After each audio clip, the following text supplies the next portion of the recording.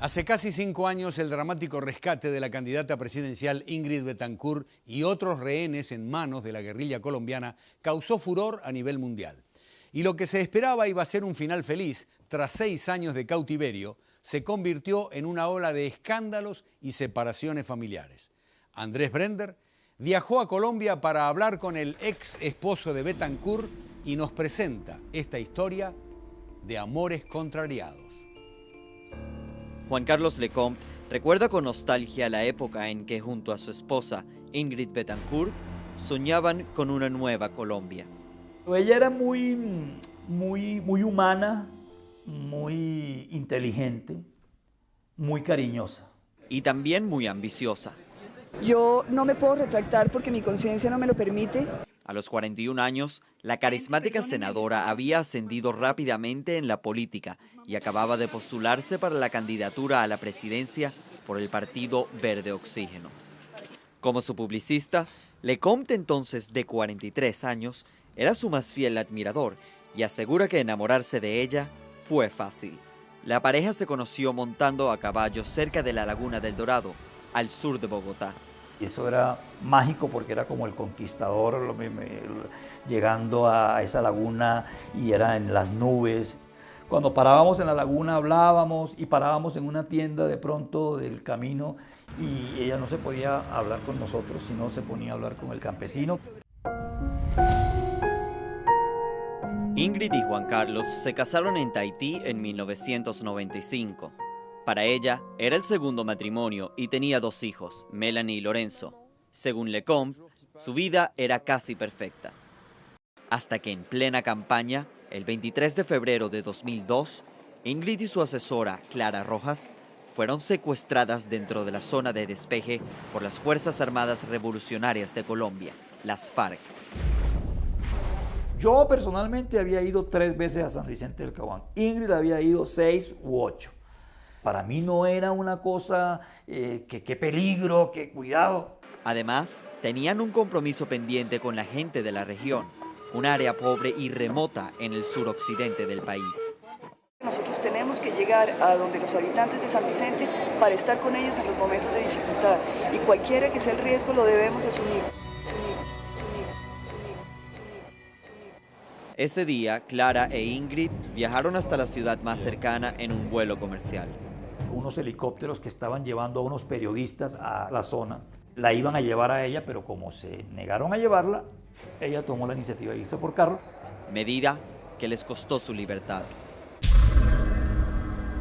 Desde ese momento, el matrimonio Lecomte-Betancourt, sin saberlo, iniciaba un camino sin retorno. Mientras en público era incansable en su lucha por la liberación de su esposa, cada año que Ingrid permanecía secuestrada, aumentaban los estragos de la separación. Según Juan Carlos Lecomte, durante los más de 6 años que Ingrid Betancourt estuvo secuestrada, él vivió en un estado de semiviudez en el apartamento de ella. Sin embargo, acusaciones sobre su presunta infidelidad no se hicieron esperar. Se habló de una mexicana, que una periodista mexicana, bueno, también con una periodista norteamericana muy bonita, también me inventaron otro. Ella venía a hacerme la entrevista, vino varias veces durante el secuestro de Ingrid, yo la llevaba como cortesía a comer a un restaurante y me veían con esa niña tan bonita, entonces de pronto me inventaron el chisme por allí. O sea, no fue infiel. No, yo no le fui infiel. También empezaron las fricciones entre Lecomte y su suegra, Yolanda Pulesio, especialmente a la hora de enviar mensajes a los secuestrados a través de la radio para motivarlos. La mamá de Ingrid tenía la gabela de que era la primera, sin esperar, en llamar y lanzaba su mensaje. Eso causó mucha antipatía y mucho resentimiento entre los otros familiares de secuestrados. La 1 de la madrugada, 24 minutos en Colombia, en este amanecer. El periodista Ervin Hoyos, quien inició el programa Voces del Secuestro tras ser liberado hace 19 años, se dio a la tarea de servir como enlace a los rehenes de la guerrilla. Él recuerda bien esos días. Juan Carlos tuvo una primera etapa, luego suspendió, luego volvió de nuevo. Cuando llegaron las pruebas de supervivencia, de nuevo se reactivó y esa intermitencia hizo que ella tal vez no lo escuchara constantemente.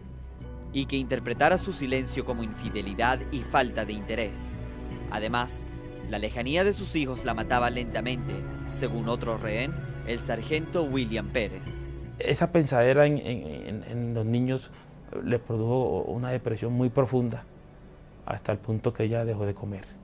Durante el secuestro, Pérez, encadenado a un árbol, hablaba con Betancourt a través de una malla. Cuando finalmente pudo verla, entendió la gravedad de su condición.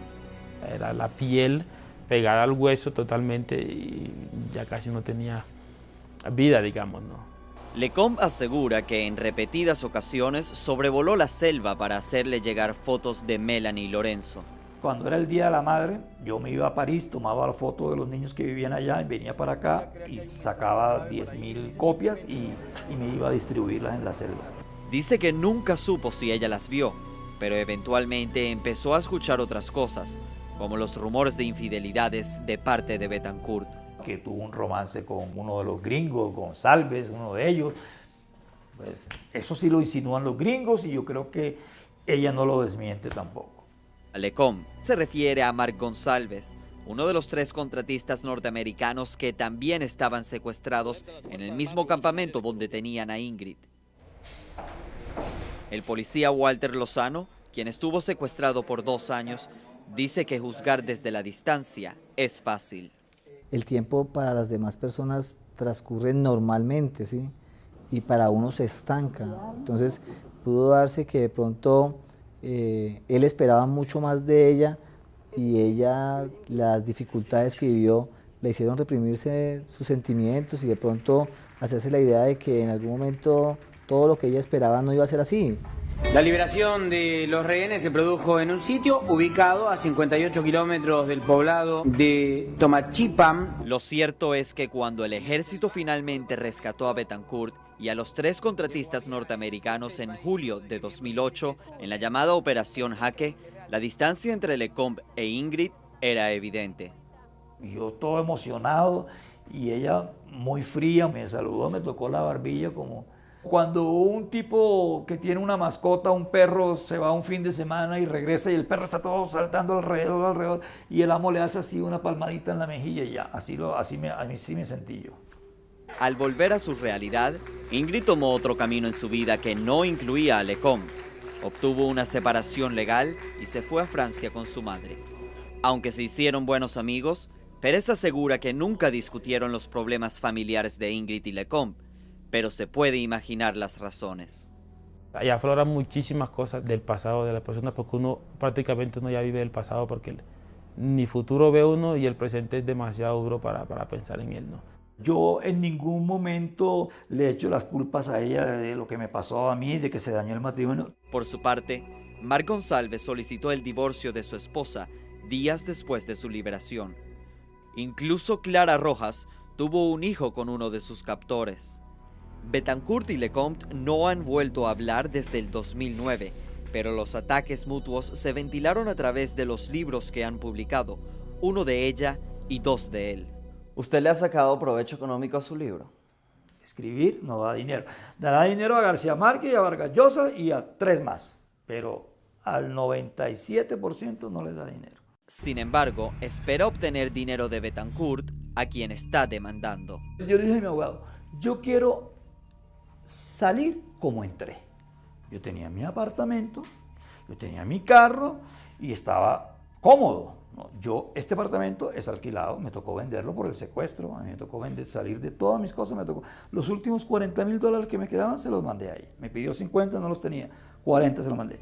Solicitamos una entrevista con Betancourt para obtener su versión de los hechos, pero después de prometer evaluar la posibilidad, no obtuvimos respuesta. Por mucho que uno quisiese explicar lo que sufre y lo que vive allá, es imposible. Porque estar encadenado con una cadena de 13 libras y caminando 15, 20 kilómetros al día. Si la gente se pusiera a pensar un poquitico en lo profundo del sufrimiento que tiene la gente allá, entendería muchísimas razones de la gente que sale.